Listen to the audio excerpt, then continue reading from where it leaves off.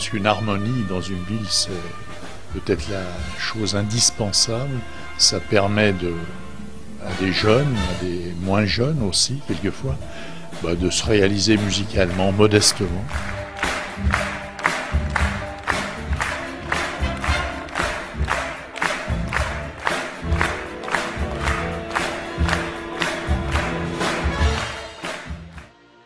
L'Harmonie municipale est la société la plus ancienne de la ville de Thonon-les-Bains.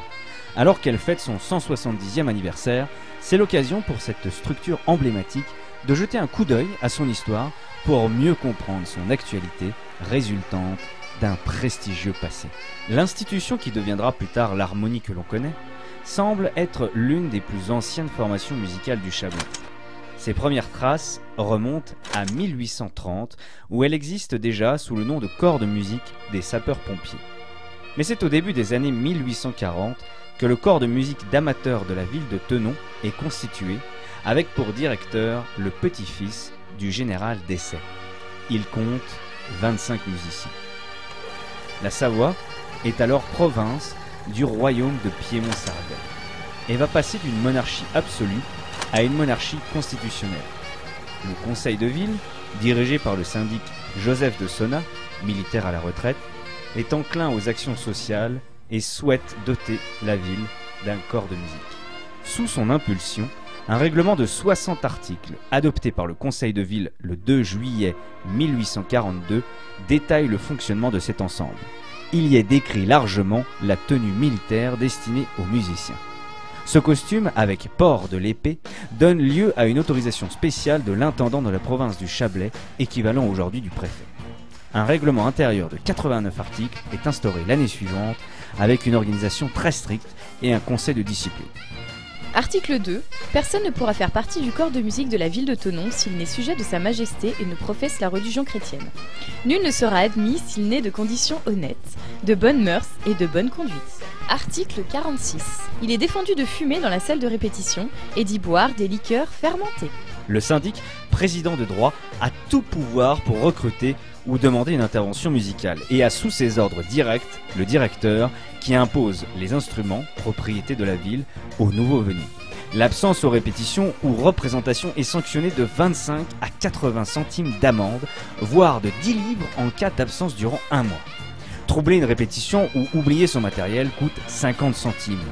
Un état d'ivresse, 1 livre. Peu après l'annexion de la Savoie par la France en 1860, les statuts sont modifiés. 20 ans plus tard, le corps devient fanfare municipale. Un saxophoniste primé à Paris en demande alors la direction. Pour fonctionner, la structure demande déjà à l'époque des subventions exceptionnelles aux mairies alentours. En 1895, l'Assemblée générale et ses 17 membres votent l'instauration de cours de musique gratuits et la première appellation d'harmonie municipale de Thonon apparaît. L'harmonie tient une place particulière dans le quotidien des musiciens qui y consacrent une bonne partie de leur vie. Et bientôt, leur existence sera assombrie par la Première Guerre mondiale qui coûtera la vie à une douzaine de musiciens. En 1930, l'harmonie est forte de 63 membres. Avec son nouveau directeur Léon Bernard s'ouvre alors la grande période des concerts publics et grandes soirées sur lesquelles nous reviendrons. Alors que l'ensemble se reconstruit, la Seconde Guerre surgit déjà.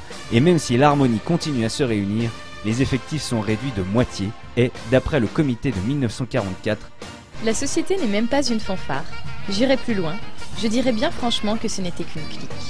Mais une clique très soudée, puisque les camarades thononnais n'hésitent pas à envoyer des colis, voire des instruments, aux musiciens combattant au front ou faits prisonniers de la drôle de guerre. À la sortie de la Seconde Guerre mondiale, la direction est confiée à Joe Bondaz, qui étoffe le répertoire avec des pièces plus modernes, mettant en valeur la variété ou le jazz. Durant son histoire, l'ensemble musical a répété dans différents locaux. D'abord dans une salle avec chapelle du Collège Royal, située vers la terrasse de l'actuelle Régence, puis au premier étage du café du Noyer, place de l'Hôtel de Ville, dans la cour du Collège Place des Arts, ou encore à la caserne d'Essay, rue Vallon à l'emplacement de l'actuel bar Le Bourgogne, et au premier étage de l'Hôtel d'Antioche, en bas de la rue Vallon. Mais en 1966, un bâtiment est spécialement construit pour l'harmonie, sur l'ancien site des abattoirs, jouxtant la caserne des pompiers, des locaux avenue de la Libération, qui abrite encore aujourd'hui l'harmonie 50 ans plus tard. En tout temps, l'harmonie municipale a été un acteur majeur de la vie tononaise et du développement culturel de son territoire. Initialement obligée d'assurer chaque solennité religieuse, civile et militaire, y compris enterrement d'élus ou cérémonies officielles,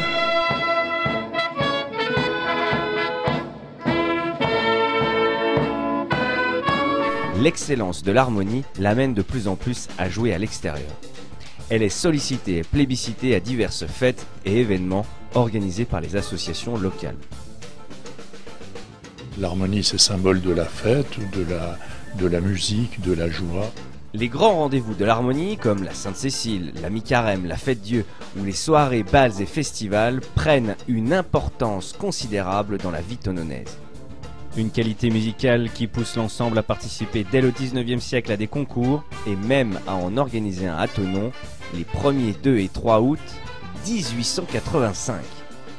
Le succès va même au-delà des frontières avec un concours remporté à Genève et l'animation, chaque année, des commémorations de la fête nationale suisse du 1er août. Les prix raflés sont nombreux, tant en exécution qu'en lecture à vue. En 1972, puis en 1980, différents orchestres sont créés, comme le champêtre, le big band ou encore des ensembles de cuivre et de musique de chambre. Mais la réussite musicale n'est pas toujours de la vie de tous, et des habitants n'hésitaient déjà pas à le faire comprendre au siècle dernier. Je n'apprécie pas le vacarme infernal dont votre prétendue harmonie abreuve la ville les jours de fête. Avant, l'harmonie, c'était vraiment ça représentait la musique. Une musique qui était une musique, je veux dire, presque de type militaire, et devenir une musique très, très libre dans ses choix musicaux. Les gens étaient vraiment ancrés dans ce système harmonie. Il n'y avait que ça. En 2004, quand il y a eu la restructuration des 3 écoles de musique de Thonon, c'est Eric qui a lancé l'idée de développer et d'ouvrir musicalement. Et au CPMT, ça a démarré aussi par des groupes, des jeunes qui étaient dans l'harmonie et qui voulaient monter un groupe de rock. Ça s'est ouvert culturellement et puis avec la vie de la société, quoi, avec l'arrivée des immigrations, etc. C'est peut-être ce qui m'a fait le plus plaisir. Donc on a de la danse africaine ici, on a des groupes de rail, on a...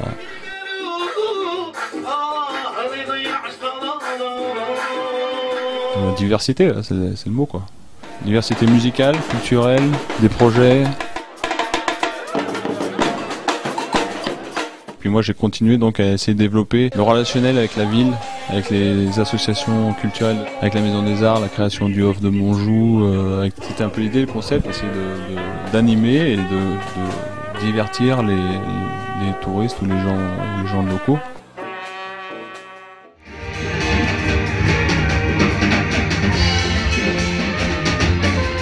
Pour les 200 ans, où serait l'harmonie? Je pense qu'elle serait toujours présente, parce qu'elle a toujours sa place, de toute façon, mais je la verrais bien encore plus ouverte, plus multiculturelle.